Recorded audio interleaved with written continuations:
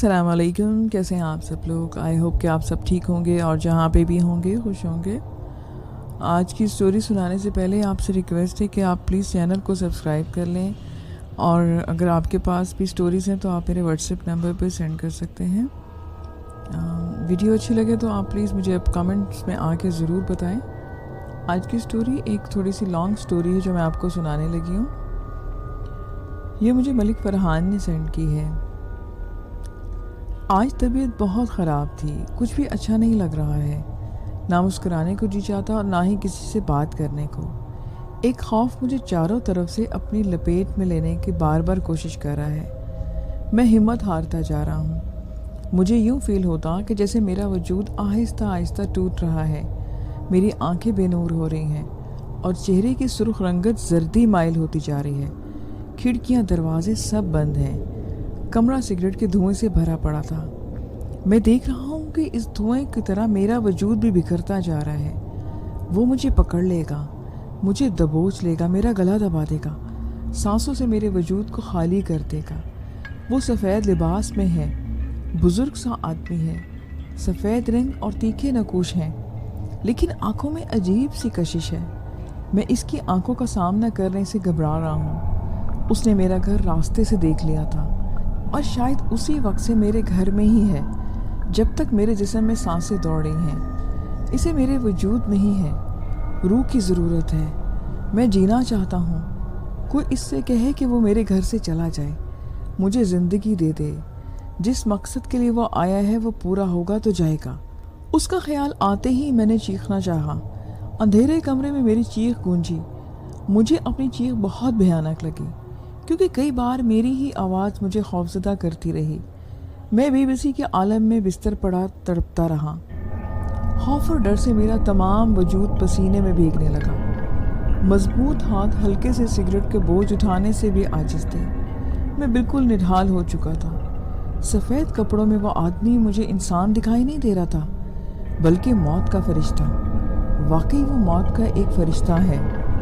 ये बात जो मैं आपको बता रहा हूँ ये ज़्यादा पुरानी नहीं है। अभी चंद माह पहले ही ऐसी कैफियत का मैं शिकार हुआ हूँ। चंद माह से ही लबों से मेरी हंसी और चेहरे की सुर्खी, आंखों की कशिश, सब कुछ गायब हो चुकी है। मेरे होठों को चुप सी लग गई है। मुझे अच्छी तरह से वो दिन याद है जब मैं अपनी अम्मी की मौत के बाद कब्र पर उनका नाम लिखवाने गया था। मैं उस आदमी के पास गया जो पत्थरों पे कब्र के नाम लिखता था। कब्रिस्तान के एक कोने पे संगे मरमर के सिलों पर अपनी फनकारी और माहिराना अंदाज से वो नाम लिखा करता था। मैंने उसे कहा कि भैया, मेरी अम्मी का नाम एक कुत्बे पर लिख दो। कुत्बा यानी कि जिस पे एक मरे हुए इंसान का नाम लिखकर कब्र पर लगाया जाता है। उसने एक गहरी नज़र मेरे चेहरे पर डाली, लेकिन मेरी बात का जवाब तक ना दिया। खामोशी से एक तरफ पड़ी कॉपी पर मेरे सामने रख दी। मैं समझा शायद ये गूंगा है, तो मैंने कॉपी पकड़ी और एक सफ़ा पर अपनी अम्मी का नाम और उनकी डेट ऑफ डेथ लिख दी। मैंने 25 मार्च 1993 लिखा था, क्योंकि इस दिन मेरी वालदा की डेथ हुई थी और वो हमें छोड़कर इस दुनिया से हमेशा के लिए चली गई थी, जहाँ से वापस आना अब नामुमकिन है। सारी डिटेल लिखने के बाद मैंने वो कॉपी उसके हाथ में पकड़ा दी। इस वक्त भी वो किसी का नाम संगे मरमर के सिल पर लिख रहा था। उसने कागज़ लेकर देखने लगा। मेरी निगाहें इसके चेहरे की तरफ थी।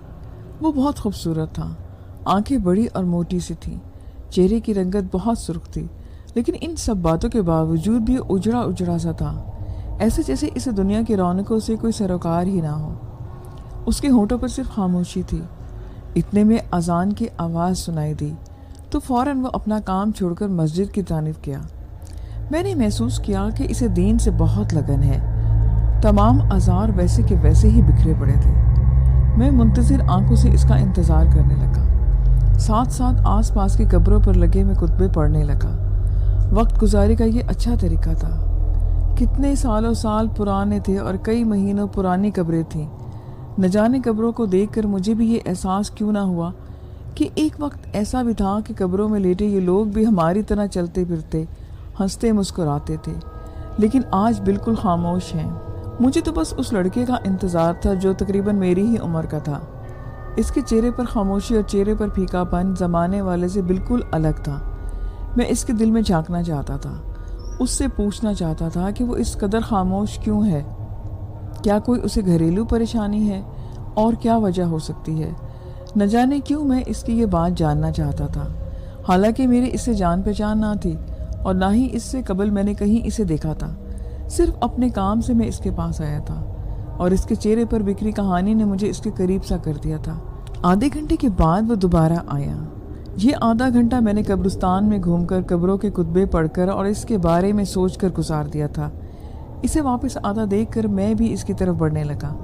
میری توجہ اب قبروں کے کتبوں پر نہیں بلکہ اس کے چہرے پر تھی۔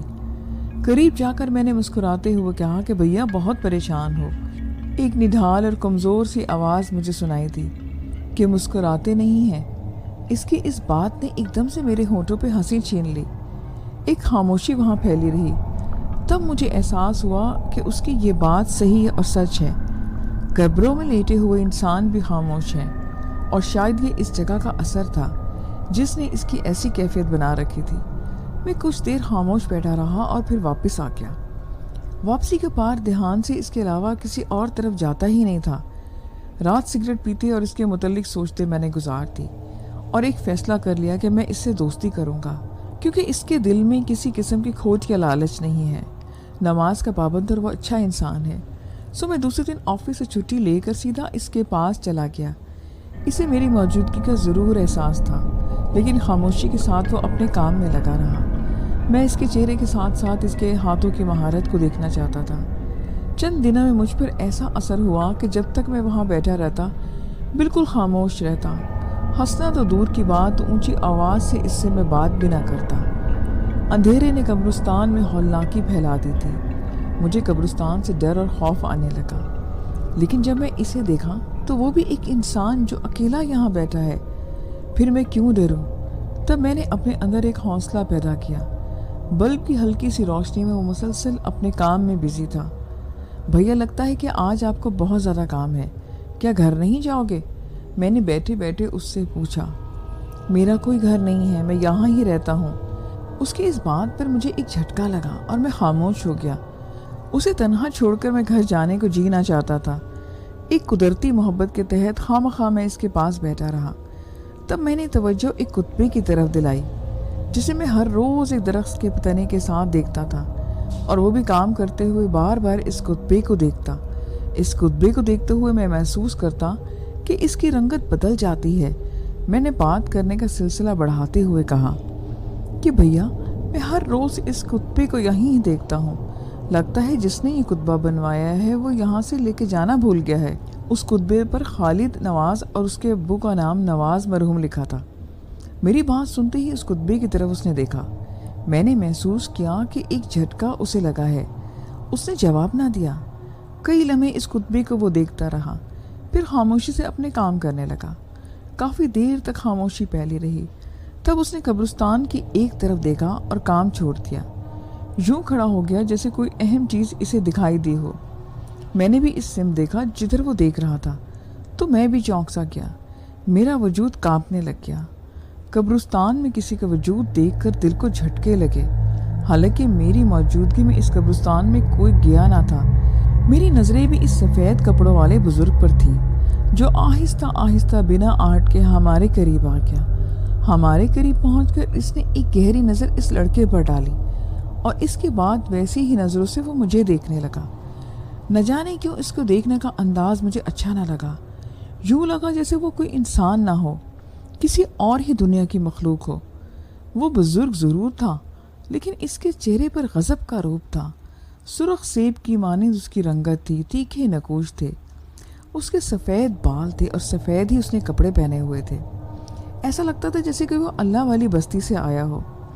اس نے سلام کے علاوہ ہم سے کوئی بات نہ کی۔ ہاتھ آگے بڑھایا اور لڑکے کے ہاتھ میں ایک کاغذ کا ٹکڑا تھما دیا، جسے کانپتے ہاتھوں سے لڑکے نے ایک طرف رکھ دیا۔ اس کے بعد وہ بنا آہٹ کے چلتا ہوا قبرستان کے اندھیرے میں غائب ہو گیا۔ جب تک وہ ہمیں دکھائی دیتا رہا ہم اسے دیکھتے رہے۔ میں نے محسوس کیا تھا کہ وہ کاغذ کھولتے ہی لڑکا گھبرا رہا ہے۔ میں نے اس کے کانپتے وجود کو تھاما، اس کے ہوش بحال کیے تو اس نے وہ بند کاغذ مجھے پکڑا دیا اور کانپتی آواز میں کہا کہ دیکھنا کیا لکھا ہے۔ میں نے کاغذ اس کے ہاتھوں سے لے لیا اور کھول کر پڑھنے لگا۔ نور الدین ولد خیر دین عمر، عمر 65 سال، تاریخ وفات 6 جنوری 1994۔ जनवरी के लफ्ज़ ने मेरे पूरे वजूद को लर्जा कर रख दिया, यूं जैसे मैं बिल्कुल निढाल हो गया था। इसकी एक बहुत बड़ी वजह 3 जनवरी थी और आज 3 जनवरी थी और कागज़ पर 6 जनवरी 1994 लिखा था। न जाने क्यों इसकी एक गहरी सांस ली और कागज़ मेरे हाथों से झपट लिया और फिर एक पत्थर के सिल पर नूरुद्दीन के नाम के खोदने लगा। मैं हैरत में था और ये सोच रहा था कि मरने से पहले ही कुतबा लिखवाया जा रहा है। आज मेरी कुव्वत बोलने की बिल्कुल भी नहीं थी। चेहरे की रंगत बिल्कुल पीली पड़ गई। मेरा जिस्म जैसे बिल्कुल बेजान हो चुका था। खालिद नवाज वल्द मोहम्मद नवाज, ये मेरा नाम है। इस लड़की की आवाज़ मेरे कानों से टकराई तो मैं एकदम खौफ से उछला। क्या इससे आगे जुबान हरकत ना कर सकी। दरख्त के तने के साथ कुतबे को घूरने लगा। वो नाम मुझे बिल्कुल क्लियर लिखा दिखाई दे रहा था। एक नज़र मैंने कुतबे को देखी और एक नज़र इस लड़के को जो अपने काम में बिजी था। तुम्हारा नाम? बमुश्किल मैंने उससे ये बात की। वो बोला कि हाँ, मेरे नाम का कुतबा है, इन्हीं बुजुर्ग ने मुझसे लिखवाया है, लेकिन मौत की डेट वो खुद लिखेंगे।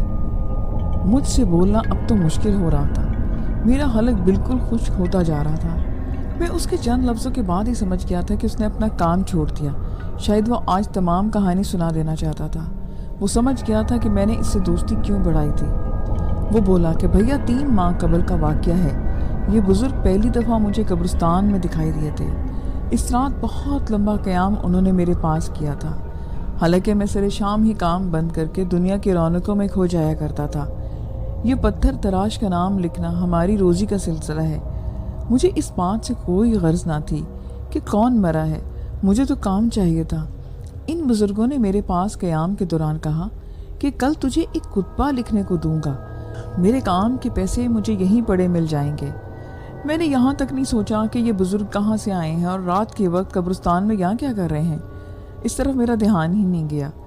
बुज़ुर्ग मुझे काम की तरफ कहकर कब्रिस्तान के अंदर घुसते चले गए और वहीं कहीं गायब हो गए। इनके जाने के बाद मैंने अपना सामान समेटा और दुनिया की रौनकों में बिजी हो गया। फिल्में देखना मेरा बचपन का शौक़ था।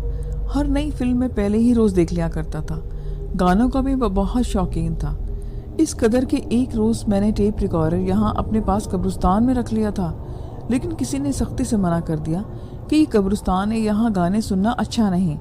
तब ही शौक़ मैं अपने कमरे में जाकर पूरा कर लेता। आज रात चलते चलते न जाने क्यों ध्यान बाबा की तरफ चला गया। एक अनजाने से खौफ ने सर उभारा मेरे अंदर। हालांकि रात का कितना पहर मैं इनके साथ गुजार चुका था, मुझे ज़रा भी खौफ ना आया था, लेकिन रास्ते में चलते चलते खौफ मेरे अंदर जड़ें पकड़ता गया। वो बुज़ुर्ग कौन थे, कब्रिस्तान में कैसे आए और कहाँ जाकर गायब हो गए। बस इसके खौफ के तहत मैं अपने सांसों को रुकता महसूस करने लगा। कभी वजूद पर चमकता पसीना मुझे दिखाई देता और कभी क्योंकि मुड़कर पीछे पीछे देखता कि कहीं वो मुझे पकड़ ना ले।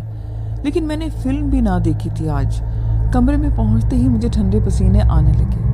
उन बुजुर्ग का चेहरा बार बार नज़रों के सामने आता और मुझे खौफजदा करके गायब हो जाता।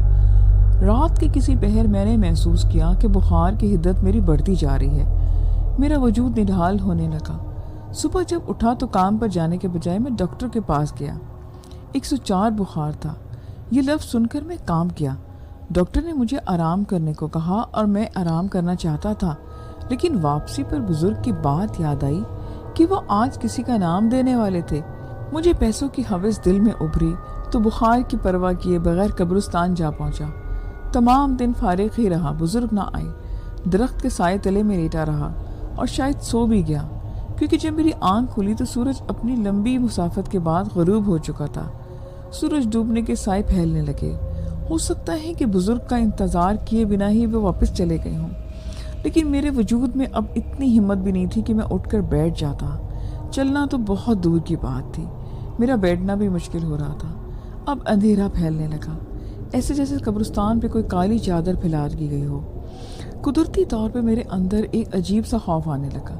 जहाँ पे मैं हर रोज़ बैठा करता था, अब इन्हीं कब्रों से मुझे खौफ आने लगा था। ऐसे जैसे कब्रिस्तान के तमाम मुर्दे निकलकर मेरे इर्द गिर्द आ गए हैं। ये एक ऐसा खौफ था। मैंने उठा और वापसी का इरादा किया ही था कि एक आवाज़ सुनाई दी। खालिद नवाज अपना नाम किसी के नाम से सुनकर मेरे कदम एकदम से रुक गए। मेरा वजूद ऐसा हो गया कि जैसे मैं बुत बन गया हूँ। किसी के कदमों की आहट मुझे अब करीब आती सुनाई दे रही थी। मैं पसीने में भीगने लगा। بزرگ پیچھے سے چلتے ہوئے میری نظروں کے سامنے آ کھڑے ہوئے۔ ان کی آنکھوں میں عجیب سی وحشت تھی۔ میں تھر تھر کانپنے لگا۔ مجھے وہ انسان دکھائی نہیں دے رہے تھے، ایک جن بھوت کا تصور آنکھوں کے سامنے تھا۔ گھبرا رہے ہو مجھ سے؟ ان کی آواز مجھے سنائی دی۔ میں اپنے حواس درست کرنے لگا، کوشش کرتا رہا، لیکن میرا وجود نڈھال ہوتا جا رہا تھا۔ بولنے اور جواب دینے کی قوت مجھ میں نہیں تھی۔ بزرگ نے میری بے بسی سے فائدہ نہ اٹھایا، بالکل خاموشی سے ایک کاغذ میری طرف تھما دیا اور واپس قبرستان کی طرف پلٹ گئے۔ مجھے پیچھے دیکھنے کی ہمت تک نہ ہوئی۔ آگے بڑھنا اور دوڑنے لگا۔ عجیب کشمکش میں تھا، دوڑتے دوڑتے بھی اس بزرگ کے وجود کو اپنے پیچھے محسوس کرتا رہا۔ کسی قدموں کی چاپوں کو میرے تعاقب میں تھی۔ بڑی مشکل سے اپنے کمرے تک پہنچا تو سامنے گاؤں کے ایک دوست کو اپنے پاس پایا۔ تم کب آئے؟ میں نے اسے دیکھتے ہوئے اپنے حواس درست کرتے ہوئے کہا۔ تقریباً 12 بجے پہنچا ہوں۔ اس نے مجھے تھامتے ہوئے کہا، تجھے تو تیز بخار ہے۔ میں بولا، ہاں ہلکا سا بخار ہے، اتر جائے گا۔ میں نے نارمل بولتے ہوئے کہا، لیکن تم بیمار کب سے ہو؟ چلو ڈاکٹر کے پاس چلتے ہیں۔ میں نے کہا کہ میں ٹھیک ہو جاؤں گا، تم سکون سے بیٹھو۔ تو وہ چرپائی پر بیٹھ گیا اور خود بھی چرپائی پر میں بھی بیٹھ گیا۔ کاغذ کا ٹکڑا میری مٹھی میں بند تھا۔ خوف کم ہوتا تو اسے کھولتا۔ دوست کے آنے کا فائدہ مجھے یہ ہوا کہ میں کچھ دیر کے بعد، تقریباً پوری طرح سے نہیں، کافی حد تک میں خوف میرے دل سے اتر چکا تھا۔ کہاں تھے صبح سے؟ میں نے پورا شہر چھان مارا، لیکن تم مجھے دکھائی نہ دیے۔ تم نے فیکٹری چھوڑ دی ہے کیا؟ اس نے مجھے یہ دیکھ کر بات کہی۔ میں نے کہا کہ ہاں، میں نے فیکٹری چھوڑ دی، ابھی چند ماہ سے میں نیا کام کر رہا ہوں۔ تو میں نے اس کو کہا، تو میں نے محسوس کیا کہ میرا بخار آہستہ آہستہ کم ہو رہا ہے۔ وجود جو نڈھال تھا وہ اب صحیح طرح سے ہو رہا ہے۔ یہ سب خوف کی وجہ سے ہوا تھا، جو اب کافی کم ہو چکا تھا۔ تم سناؤ، گاؤں والے کیسے ہیں؟ گلی محلے والے سب ٹھیک ہیں؟ میں نے اپنے قریبی دوستوں کے نام لیے اور اس سے پوچھا۔ ہاں سب ٹھیک ہیں۔ اس کا لہجہ ابھی تک غمگین تھا، حالانکہ میرا یہ دوست اتنا ہنسا کرتا تھا کہ پیٹ میں بل پڑ جایا کرتے تھے۔ میں نے اندازہ لگایا کہ اس کے ساتھ کوئی بہت بڑا بھیانک واقعہ گزرا ہے۔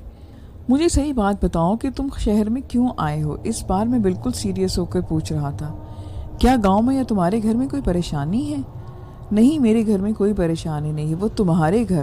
وہ بولتا بولتا رک گیا۔ ایک جھٹکا میرے دل کو لگا، ایسے جیسے میرا دل ابھی بند ہو جائے گا۔ ہاں بول، کیا ہوا ہے میرے گھر میں؟ میں نے ٹوٹے پھوٹے لفظوں میں اس سے پوچھا۔ کب سے تجھے تلاش کر رہا ہوں، آخری بار باپ کو منہ دیکھ لیتا۔ یہ بات کہتے کہتے وہ رو پڑا۔ کیا میرا باپ مر گیا؟ ان الفاظ کے ساتھ ہی میرا ذہن چکرانے لگا۔ مجھے یوں لگا جیسے میں کسی گہرے اور تاریک کنویں میں گرتا جا رہا ہوں۔ وہ مجھے مسلسل سنبھالتا جا رہا تھا۔ میں نے خود میں بہت ہمت پیدا کی اور بے ہوشی کو اپنے اوپر نہ آنے دیا۔ اس نے فوراً ایک گلاس میں پانی دیا اور مجھے دے دیا۔ کب اور کیسے ہوا یہ سب؟ میں نے اسے ڈیٹیل پوچھنا چاہی۔ رات پرسکون سوئے تھے تیرے باپ، لیکن صبح اٹھ نہ سکے۔ دماغ کی رگ ان کی پھٹ گئی، ناک سے خون بہہ رہا تھا ان کے۔ میں اب اونچا اونچا رونے لگا۔ روتے روتے خیال بزرگ کے دیے ہوئے کاغذ میں الجھ گیا۔ وہ کاغذ میرے ہاتھ سے اب گر چکا تھا۔ وہ میں نے اٹھا لیا، کھول کر پڑھا تو باپ کا نام اس پہ روشن اور صاف لفظوں میں دکھائی دیا۔ میرے وجود پر ایک جھرجھری سی آ گئی۔ بزرگ کی حقیقت میرے سامنے آ گئی۔ وہ انسان نہ تھا۔ اگر انسان ہوتا تو مرنے سے پہلے میرے باپ کا نام مجھے نہ پکڑاتا۔ میری بہت عجیب فیلنگز تھی۔ اسی کے ساتھ میں اپنے گاؤں روانہ ہو گیا۔ راستے میں بزرگ کا چہرہ صاف دکھائی دیتا رہا۔ بار بار کاغذ پر باپ دادا کا نام پڑھتا رہا۔ صبح سویرے ہم گاؤں پہنچ گئے۔ گھر میں میرے صفے ماتم بچھی ہوئی تھی۔ مجھے دیکھتے ہی ماں روتے ہوئے مجھ سے لپٹ گئی۔ عزیز رشتہ دار سبھی ہی کی آنکھوں سے آنسو بہہ رہے تھے۔ ہر کوئی باری باری میرے گلے لگا اور میں خوب جی بھر کر رویا۔ تسلی اور حوصلہ دینے والے لوگ آگے بڑھتے رہے۔ جو میں قبرستان جا پہنچا، وہاں دور سے ہی مجھے تازی مٹی والی قبر دکھائی دی تو بھاگتا ہوا قبر سے جا کے لپٹا۔ آنسو تھمنے کا میرا نام نہیں لے رہے تھے، لیکن زمانہ تھا اور صبر مجھے کرنا تھا۔ سو رو دھو کر میں واپس گھر آ گیا۔ پورا دن ایسے ہی قبرستان کے اندر میں نے گزارا۔ رات کی تاریکی پھیلتے ہی میں اپنی واپس گھر آیا اور چھت پر چلا گیا۔ میں ایک چرپائی پر لیٹ گیا۔ میرے پورے جسم میں جان نہ تھی۔ چرپائی پر لیٹتے ہی بزرگ کا چہرہ مجھے سامنے آ گیا نظروں کے، تو آس پاس ارد گرد خوف آنے لگا۔ یوں لگنے لگا جیسے بزرگ ابھی میری موت کا پروانہ میرے ہاتھ میں تھما دیں گے۔ मुझे सोते हुए महसूस हुआ कि जैसे छत पर कोई चहलकदमी कर रहा है। कदमों की आहट बिल्कुल बुजुर्ग की तरह थी। मैं इनकी कदमों की आहट से बखूबी वाकिफ था। इनके चलने का अंदाज ऐसा था कि इनके हर कदम यूं महसूस होता जैसे वो मेरे दिल पर पड़ता हो। मैं कदमों की चापें सुनकर एकदम से घबरा कर बैठ गया। छत बिल्कुल खाली पड़ी थी। नीचे सहन में सभी लोग सो रहे थे। मेरी वो रात ऐसे ही खौफ में बीत गई। सुबह होते ही मैंने शुक्र अदा किया। अब मुझे रात की तारीकियों में खौफ आने लगा था। दिन के वक्त भी मैं अकेले में खौफ खाता।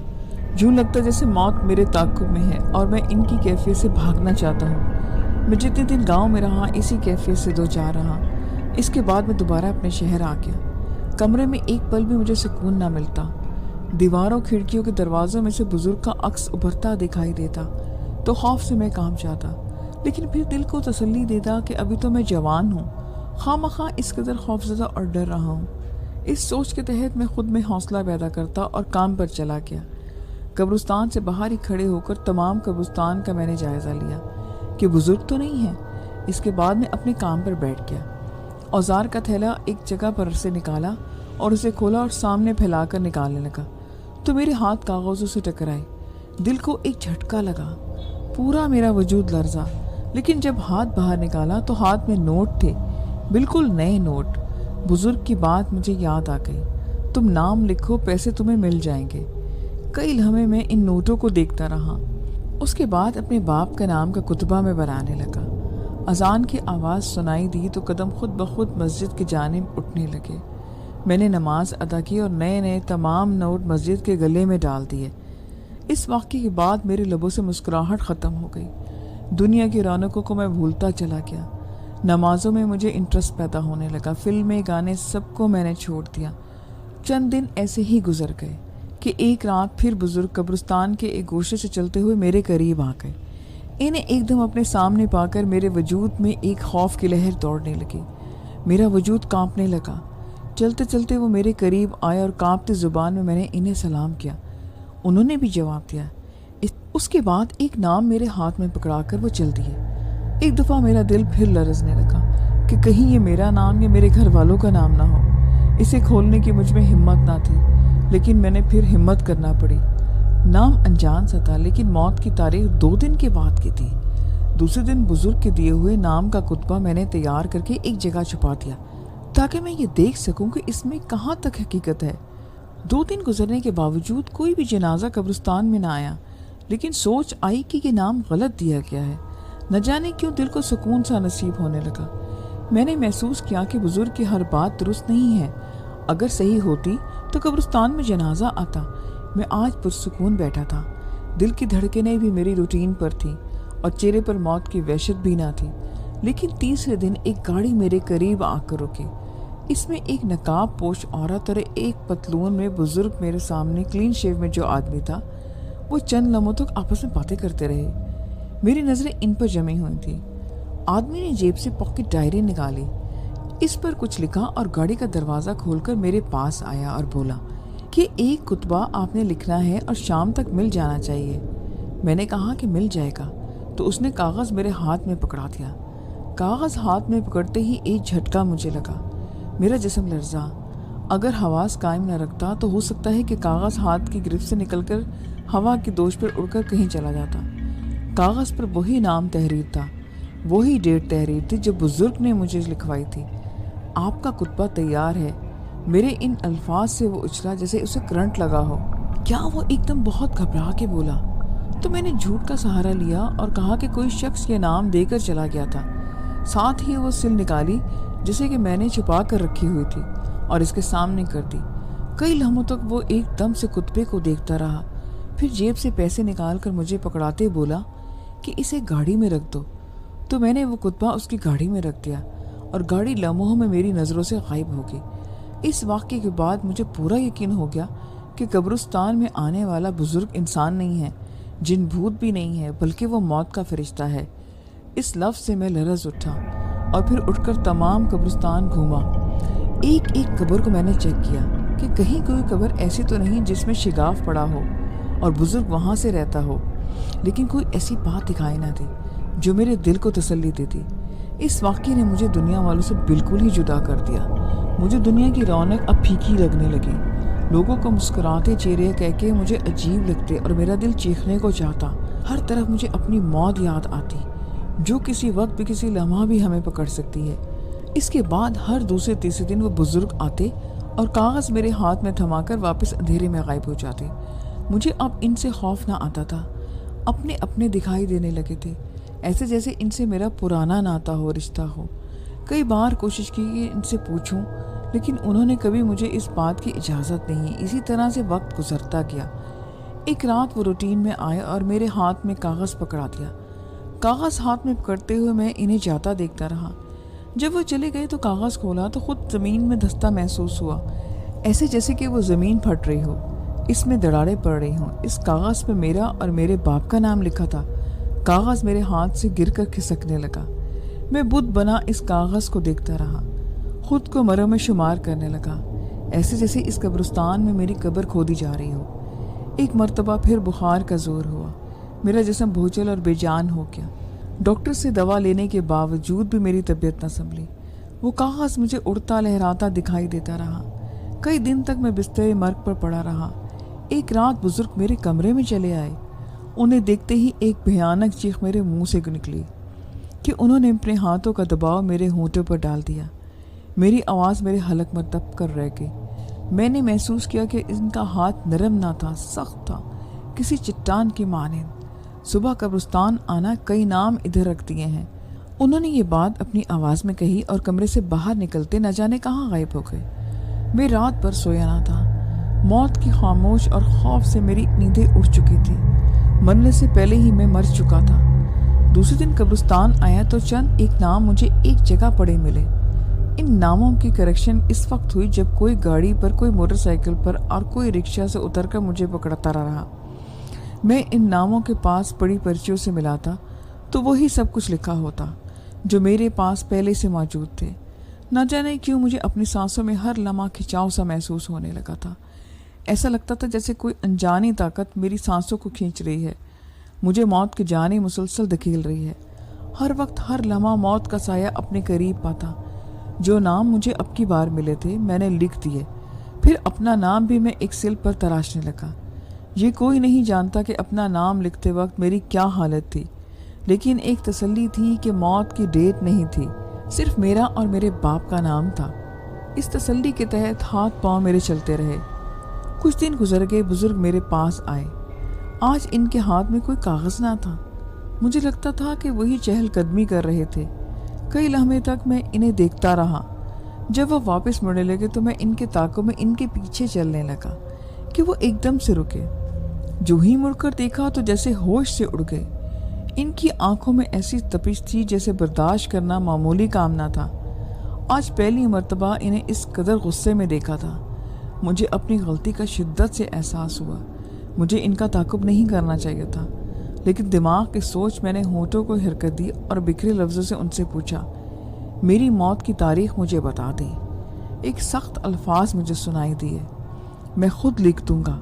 اس کے بعد وہ چل دیے اور دور اندھیرے میں کہیں غائب ہو گئے۔ یہ کہانی سنانے کے بعد سے اس نے ایک ٹھنڈی آہ بھری۔ اس کہانی کے دوران میں لرز رہا تھا، کانپتا رہا تھا اور غالباً بے جان بھی ہو گیا تھا۔ جسم یوں تھا جیسے اس میں سانس نام کی کوئی چیز نہ ہو۔ تب میری نظریں درخت کے تنے کے ساتھ کھڑی سل پر جا ٹھہری، جس پر خالد نواز ولد محمد نواز لکھا ہوا تھا۔ موت کا خوف لیے میں گھر کی طرف چل پڑا۔ آج مجھے دنیا کی رونقیں پھیکی دکھائی دے رہی تھی۔ میرے ہونٹوں پر مرجھائی سی ہنسی تھی، آنکھیں بھی میری گہری مانند ہو چکی تھی، چہرے پر شوخی زردی میں تبدیل ہو چکی تھی اور وجود تو بالکل نڈھال تھا۔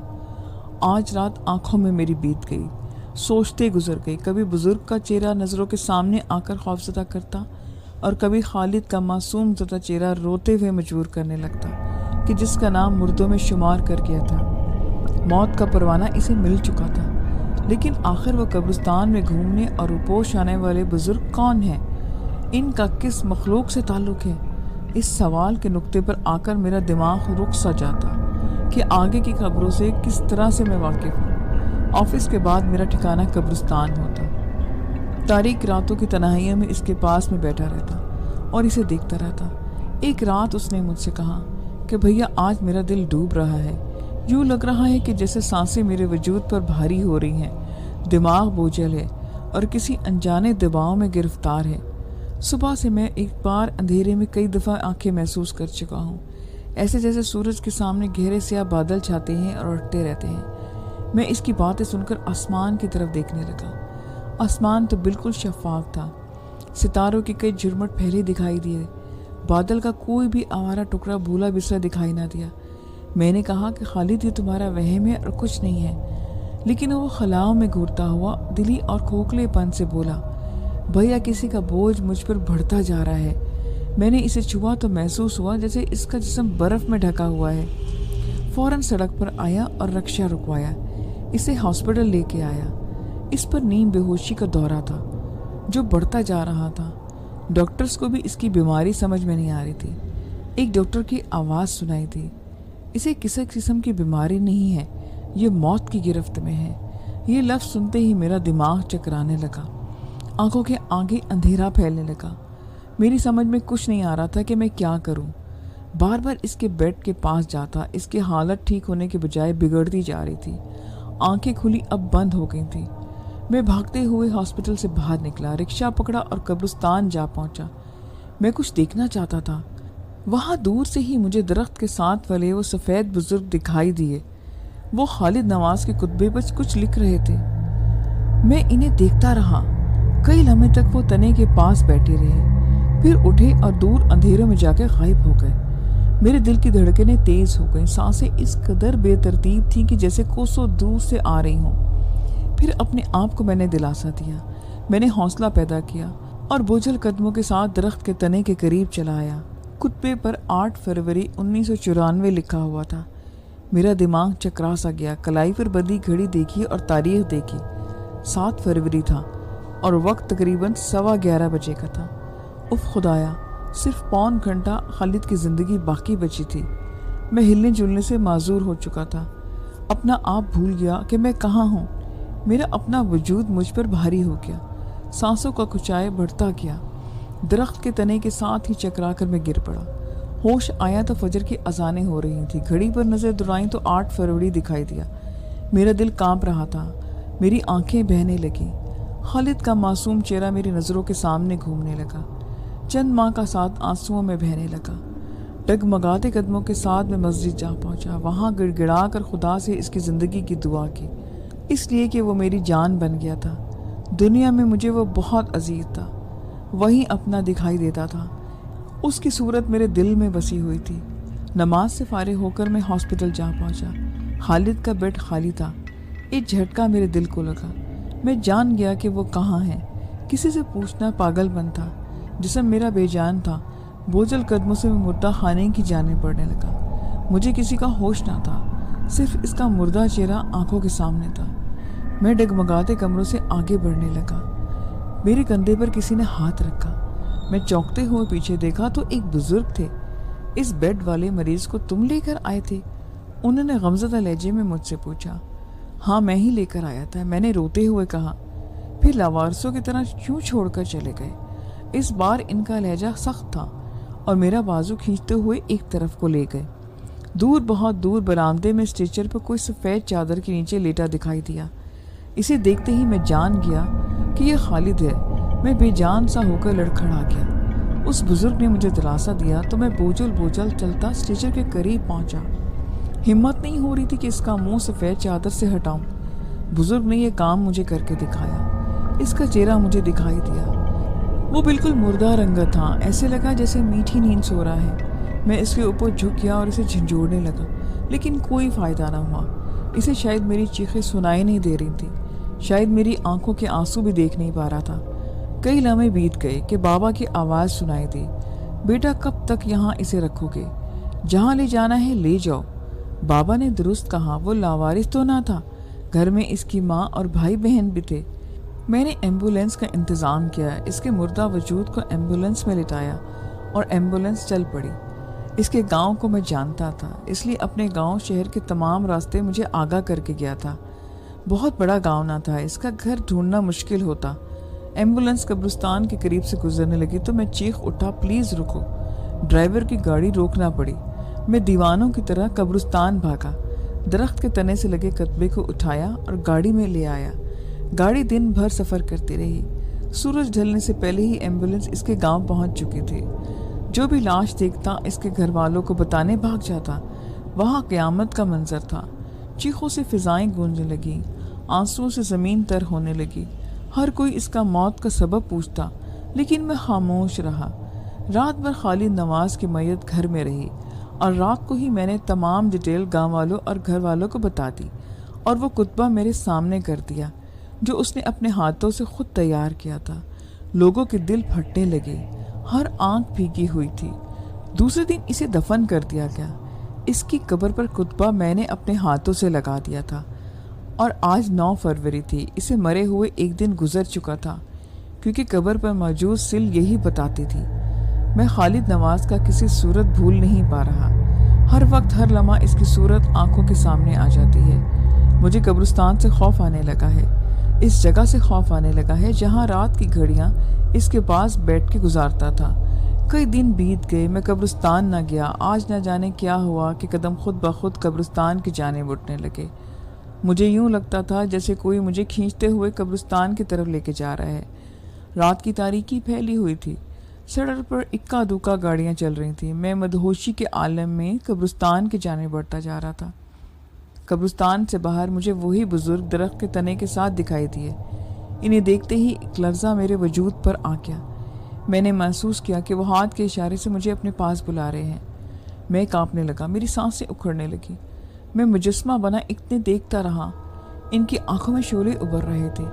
ایک مڑا ہوا کاغذ انہوں نے میری طرف بڑھایا اور ایک طرف کو چل دیے۔ مجھ میں ہمت نہ ہوئی کہ کاغذ کو پکڑ سکوں۔ وہ کاغذ تھا جب میری موت تھی۔ دماغ کو ایسے جھٹکا لگا جیسے میں پاگل ہو چکا ہوں، لیکن میں پاگل نہ ہی ہوا تھا۔ حرکتیں پاگلوں جیسی کرنے لگا تھا، لیکن شاید یہ میری موت کا پروانہ یا پھر کسی اور کی موت کا پروانہ تھا۔ یہ سوچ کر میں نے کاغذ پکڑ لیا اور گھر آ کر سانس لی۔ اپنے کمرے میں آ کر کاغذ کھولا تو اس میں میرا نام اور میرے ابو کا نام لکھا تھا اور ڈیٹ نہیں لکھی تھی۔ موت کے خوف سے میں اس قدر اچھلا کہ چرپائی سے نیچے جا پڑا۔ پورا وجود میرا لرز رہا تھا، دماغ بوجھ محسوس کرنے لگا تھا۔ میری ویسی ہی حالت ہونے لگی جیسے خالد نواز نے اپنی بنائی تھی۔ میرا حلق خشک ہونے لگا، آنکھیں بہنے لگی، موت رقص کرتی دکھائی دینے لگی۔ کسی وقت کسی بھی لمحہ موت کے آغوش میں جا سکتا ہوں۔ میں موت سے کب تک بھاگوں گا؟ یہ مجھے پکڑ ہی لے گی۔ اپنے گھر میں سفید کپڑے والے بزرگ کا سایہ دکھائی پاتا ہے، لیکن وہ میرے قریب نہیں آتے۔ سگریٹس کے دھوئیں میں خود کو غائب ہوتے دیکھتا رہا۔ کسی بھی لمحہ کسی دھوئیں کی مانند میں بکھر سکتا ہوں۔ موت کے تصور سے میں لرز جاتا ہوں، لیکن کب تک؟ مجھے اپنی قبر دکھائی دے رہی ہے۔ سفید کفن کو میں اپنے جسم پر لپٹا ہوا پایا۔ دیکھتا رہا، دونوں ہاتھ خالی تھے، بالکل تہی دامن تھا۔ دنیا کے پیچھے میں بھاگتا رہا، دنیا کی رونقیں، دنیا کی شوخیاں، دنیا کے کہکواں اور دنیا کے حسین بیزی میں رہا، اور آج خود موت کے قابو میں جانے والا ہوں۔ کس وقت بھی میری سانسیں بند میرے وجود کو کھوکھلا کر دیں گی اور میرے وجود سے غائب ہو جائیں گے۔ کسی بھی لمحے میری زبان بات کرنا چھوڑ دے گی اور ایک دم سے خاموش ہو سکتی ہے۔ ہمیشہ ہمیشہ کے لیے میرا وجود لوگوں کے لیے ایک یادگار بن کر رہ جائے گا۔ یہ سب کچھ جو میں نے آپ کو بتایا، یہ سب کچھ حقیقت ہے۔ لسنرز، یہ آج کی لانگ سٹوری تھی جو میں نے آپ کو سنائی۔ آئی ہوپ کہ آپ کو اچھی لگی ہوگی۔ میں آپ کو نیکسٹ ویڈیو میں نیو سٹوریز کے ساتھ ملوں گی۔ اپنا خیال رکھیے گا، مجھے اجازت دیں۔ خدا حافظ۔